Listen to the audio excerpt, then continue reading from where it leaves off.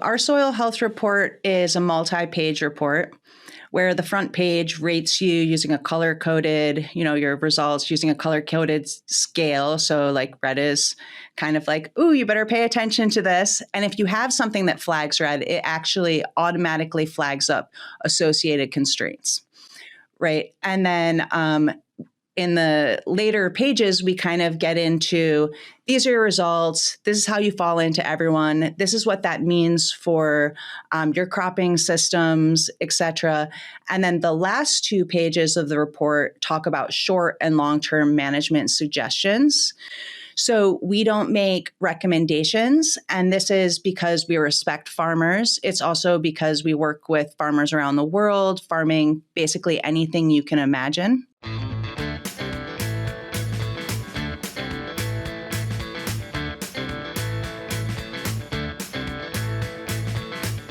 Welcome to the Crop Science Podcast Show, brought to you by Wysenetics. I'm Brian Arnell, and I'm coming to you from the campus of Oklahoma State University. Today, excited to have on Kirsten Kurtz, Assistant Director of Cornell Soil Health Lab, School of Integrative Plant Science, Soil and Crop Sciences section at Cornell University. Kirsten specializes in soil health assessment and sustainable land management. She advances research, collaborates with stakeholders, and promotes soil conservation.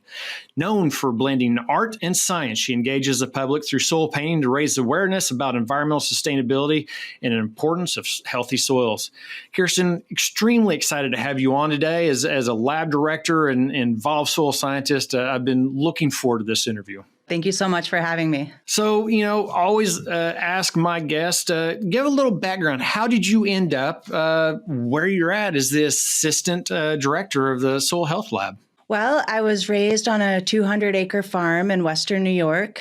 We mostly did livestock, hay, things along those lines. I was always an artist and honestly couldn't wait to get off the farm. But during summers, while I was doing my undergrad at an art school, I started working in a vineyard. And while I was working in the vineyard, I learned how with wine grapes, you actually want the grapes to kind of suffer and reach deep into the soil.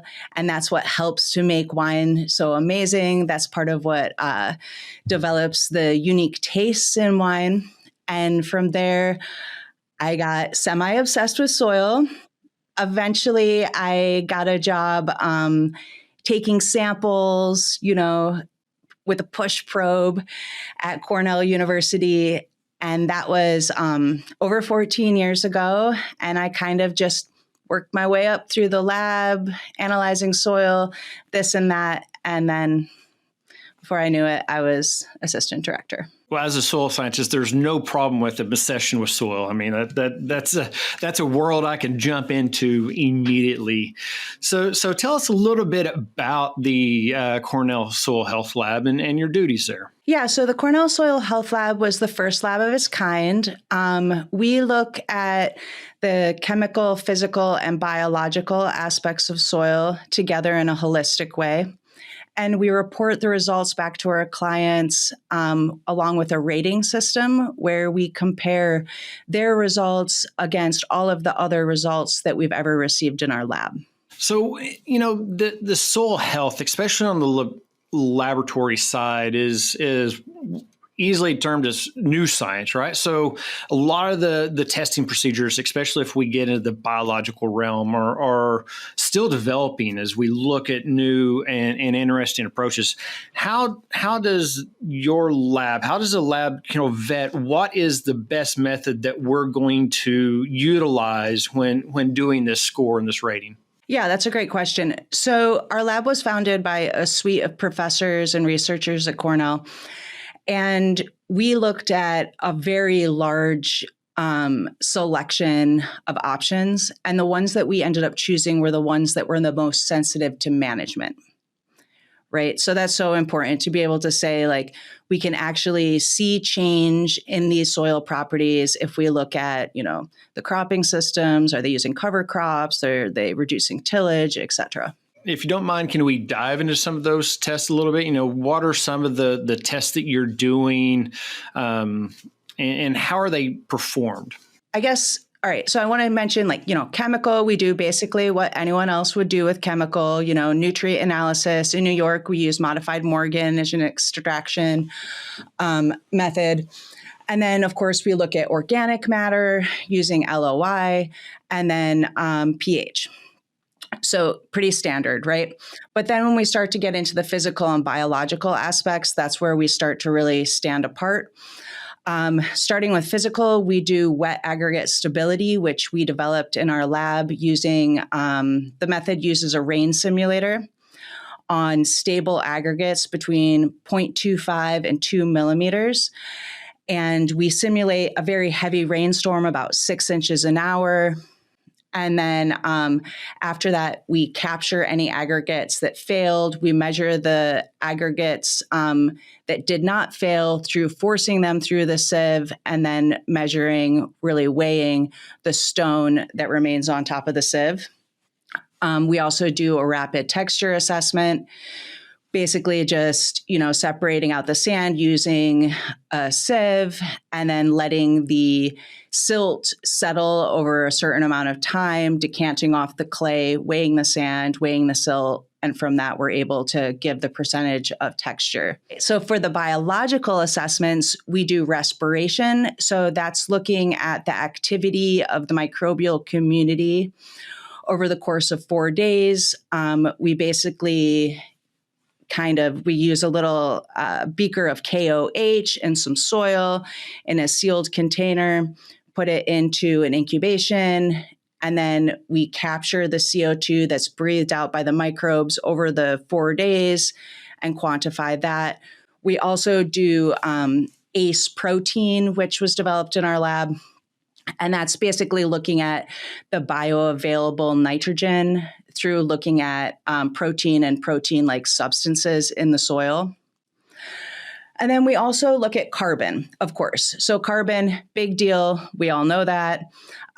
It's not the most important thing or the only important thing in soil health, but we have a really great carbon analyzer that can get us the total carbon, total nitrogen, basically through heating up the sample at very high temperatures and capturing and measuring the gases that are released. We also measure inorganic carbon, which is really important because we can take our total carbon, our inorganic carbon, and by removing the inorganic carbon, we're able to get to our soil organic carbon. And finally, we also look at active carbon, also known as POC, which is a really important indicator because it's very sensitive to management. It's been around a long time. It was developed by Ray Weil, a guest on your show, and a friend of mine. And I am especially a fan of POC or active carbon because it has a tendency to kind of show the differences and improvements in soil health faster than a lot of the other indicators. So if you don't mind, I'm going to jump into a couple of the characteristics you spoke of that are, they're not necessarily new, but they are new in the everyday conversation. Many of them, which we're working on bringing into our lab. So my lab is only about 5 or 6 years old. We just established it, started with basic chemistry. We're a heavily Malick 3 location, but we're also running Olson, Bray, and we did run some modified Morgan not too long ago, bringing in Haney. So we started with the chemical, adding the physical. In the last year, we actually started running all the soil health samples for our conservation commission with many of the tribal partners. And so that's been a learning curve for me, who is more of the basic chemistry background, a whole lot of wet chemistry, in now adopting or bringing on new analyses into the lab, one being the wet aggregate stability. One of the interesting aspects that I found with bringing on more of these soil health indices is that the turnaround time is not quite the same. And so some of our more traditional farmers aren't used to saying, you said you had analysis, it was the respiration. That's a 4-day protocol, correct? And so instead of, we get a soil sample in the day, we dry it, we grind it, we're hitting it with modified Morgan or water for pH or whatever, and we can get an analysis in 2 or 3 days. They have answers. Now we're doing procedures that take a lot longer. Have you guys looked at, making things more efficient? Because a lot of the early tests we had maybe not have been what I would characterize as efficiently done within a laboratory or a commercial lab. Yeah, definitely. So, of course, we get asked questions around this often. One thing that is really different about the way that we handle soil is that we air dry soil. We receive our soil fresh, we air dry it, we sieve it by hand through 8 and 2 millimeter. We have a huge crew of specialists working on the samples. So it just takes time. What I usually recommend to folks is that they submit their samples for nutrient analysis yearly. And, you can expect, at least around here, to get those results back in a couple days, maybe within 5 days, I would say at the longest. And that's what you should be using to make your management decisions. Soil health is more of a long-term investment in knowledge. So our results take 4, even 6 weeks when we're completely slammed. We get about 8,000 samples a year coming through our lab. We have times when we get more samples in a day than we can easily do in a month. You know what I mean? Overtime happens.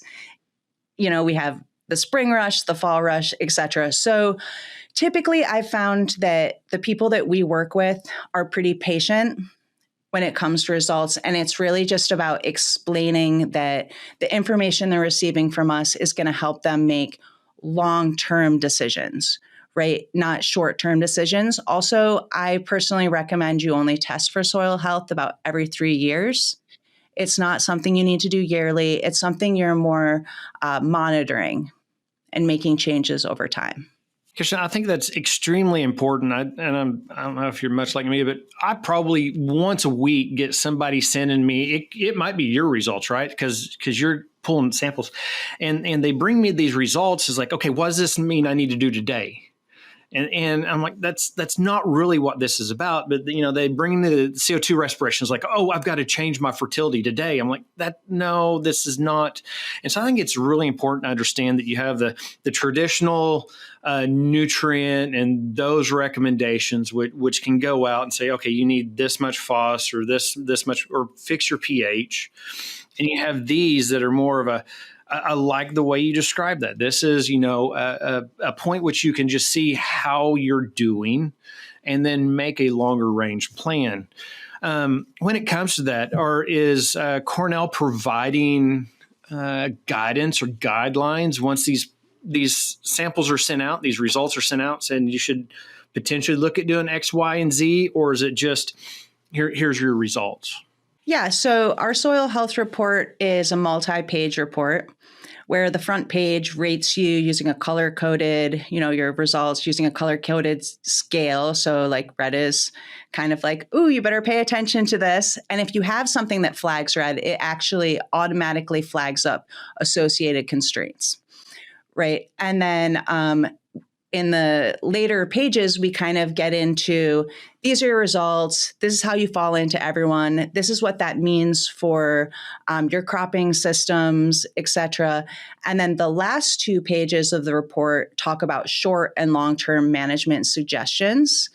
So we don't make recommendations, and this is because we respect farmers. It's also because we work with farmers around the world, farming basically anything you can imagine. So we're saying in the short term, you could think about, integrating these specific types of cover crops, you know what I mean? Reducing tillage. In the long term, you might think about some more serious crop rotations and et cetera, And I think that that's really important because a lot of our clients are consultants, and big companies, big not-for-profits, researchers, things like that. So we're kind of providing information that hopefully they can take on to who they're working with. As you do more and more of this work and you're getting these samples from around the world, but we'll just focus on the U.S., is there a point where you see some of maybe the ratings become maybe regionally specific? Because I mean, I caution my growers in Southwest Oklahoma that is, they're only getting 20 inches of rainfall a year. They're dry land, that their ratings are for their environment may not be completely associated with the same things coming out of New York. Of course. So I think eventually we're planning on moving into crop specific ratings as well as regionally specific ratings. At this point, it's just kind of like, this is how you fall against everything else that we've ever received, right? And that's where the client comes in to bring in their expertise, their experience to say, like, let's say, in viticulture, right? They can say, like, this is what I've seen in viticulture. So, they have to bring in like their own intelligence to play. It's, we're providing the information, but there is some interpretation that has to happen from the client. I appreciate you saying that, Kirsten. We're always on our side too, suggesting that, that hands-on experience, that agronomic knowledge of living in an environment, working with an environment. And many of our clientele, much like yours, they may have decades of experience within an environment, knowing the intricacies of rainfall patterns, soil types, soil morphology, and being able to apply that data and understand, okay, this should not be just because I'm red doesn't necessarily mean I'm doing a bad job, but in this overall scheme of things, this is what I can look forward in progressing forward. Before we move, because I want to jump into the other aspects, how long have you been involved with the Soil Health Lab? I'm coming up on 14 years. Oh, wow. What was it like 14 years ago versus now? Because that's what that lab is doing 14 years ago versus today, I would expect is a change slightly. I would say quite a lot. Yes. So when I first joined, we had a fraction of the size, the amount of space, of course. We hadn't developed a lot of our analyses yet. Most of our labor was grad students, Now we are an independent entity. We're really a commercial testing lab under the umbrella of the university.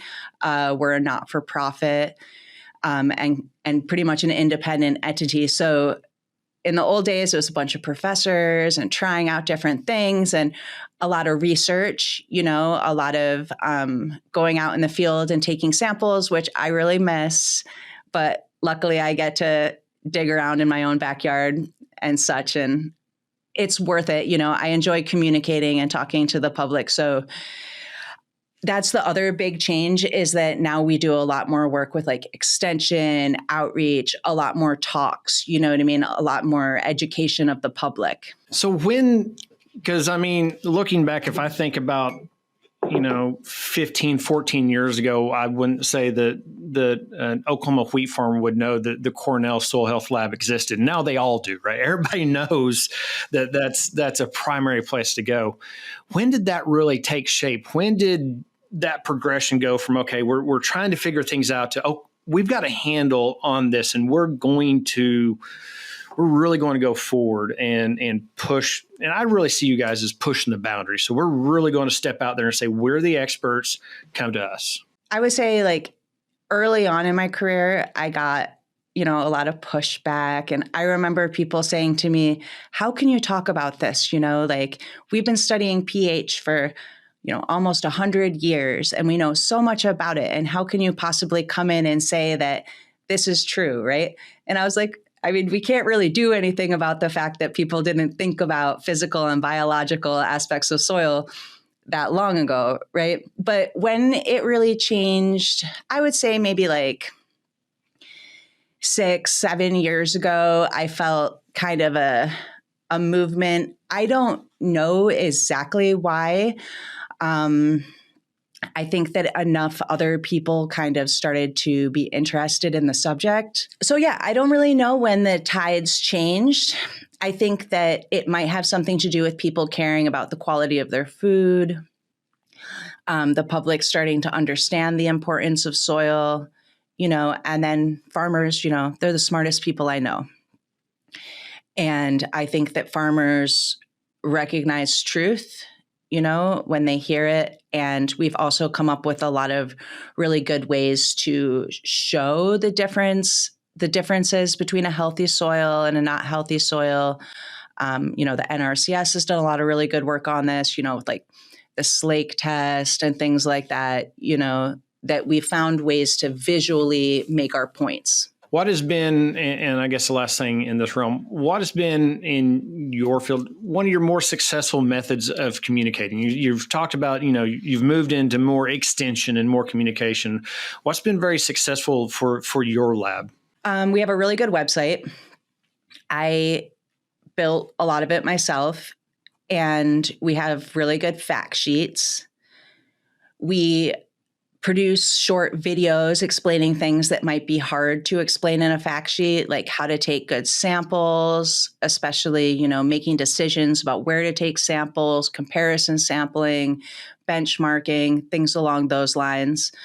I do a lot of talks at conferences and such. And I do think that actually just getting out there and meeting people, talking to people, being friendly, open, and also you have to keep growing and learning. That's just how it is in science, of course, that. So the fact that we've always been willing to evolve, to change if we need to, I think has made a big difference. But, you have to have resources available to other people, be willing to teach other people what you know, and then from there it just kind of spreads. Well, I've got in the last couple of minutes really kind of dig into something that popped up anytime I searched you up doing the backgrounding for this conversation. Your artistic nature popped out. A lot of discussion about what you've done as far as painting via soil, painting with soils. Can you talk a little bit about that? Yeah. So when I first started at Cornell, I felt a little bit confused about could I be an artist and a scientist at the same time? I've always been an artist, and I grew up near a really good art university. So I had a lot of training from a very young age. So as part of that, I got curious if I could make my own paints with soil. So I've developed my own method, which involves using clear gesso, water, and soil that I actually source from our lab that would otherwise be going to the dumpster. And I started painting with soil. It ended up catching the attention of the United Nations Food and Agriculture Organization. And they based an international soil painting contest on my work and asked me to lead a team. And we won, luckily, because that would be really embarrassing if we hadn't. So from there, I kind of knew I was onto something. So I paint with soil for myself because I'm an artist. I paint on commission, but I use it, I would say, primarily as a way to get people interested in soil, to see the beauty, to see the colors, the textures, spark that conversation. I get interviewed about my soil art, and I always manage to talk about soil science, right? And then here, in contrast, of course, I get interviewed about soil science, and I always manage to find a way to talk about my art. So I believe that we need creativity in science, and we should be attracting people from all sorts of backgrounds, all sorts of fields into science to solve, the big issues that we have ahead of us. And soil is an essential natural resource. We need to protect it and draw attention to it. And I'm interested in finding ways to help people think about soil a little differently. So using soil, what is your favorite subject matter to paint? That's an interesting question. I think I enjoy painting people the most, and also hands. I have done a lot of soil paintings of hands, partly because hands are very, very challenging. Mm-hmm. That is why I got into soil science too. It's very challenging. It's very interesting. I know I'll never get bored in this as a field. So I do like to depict people, but I've done all sorts of things. I've done landscapes and buildings. I've done a lot of dog portraits, I could see that. Well, once you do one, the next thing you know, that's the one I'm working on right now. So I was like, oh my gosh, I saw that dog you painted. Will you paint my dog? And it's always soil scientists, of course. Love it. But yeah, I can paint pretty much anything. That's awesome. I know in our lab, so as an undergraduate, I worked in our soil testing lab. And, of course, the first job you get is the grinder. But we, even in the late 90s, we had several artists that we always saved the color samples for. So we knew that if we had a gray come in or a deep red or a mauve brown, that we would save that. And even over the years, and I think we need to reinvigorate it. There for a while, we were creating paint kits for 4-H clubs that we were sending out. And so that was one of the 4-H activities, was to paint with soil and then have a conversation about soil and that. And so I think it does a great job of bringing the entire community together over a subject matter that probably isn't on the forefront of very many people's thoughts. I agree. And that's our job, right? Absolutely. It's time for our famous 3. Well, we've hit our time, and so we need to go into the 3 questions I have to ask all my guests. And one is, as your day-to-day work, what's a good resource? Where do you go when you have questions? Well, I reference our manual a lot. As ridiculous as that sounds, because I'm a co-author on it, it doesn't mean that I've memorized the book, right? Agreed. So we have this. I brought it with me, actually. Fantastic. Our comprehensive assessment of soil health, and this is available as a free download. So I often go to this when I'm thinking, like, how do I explain something really succinctly? You know what I mean? Like, what can I point people to? So that's one of the leading resources, but I also use a lot of NRCS resources, other universities, things along those lines. We may have already touched on, but I don't know. What is your favorite leisurely activity when you're not working? I'm a big fan of hiking. When I travel, I always make a point to go to the art museum and the botanic garden in any city I visit. And I like to get my 3-year-old excited about the soil. So we're gardening this year, and I'm teaching her to identify plants and taking advantage of that little sponge of a brain she still has. Fantastic.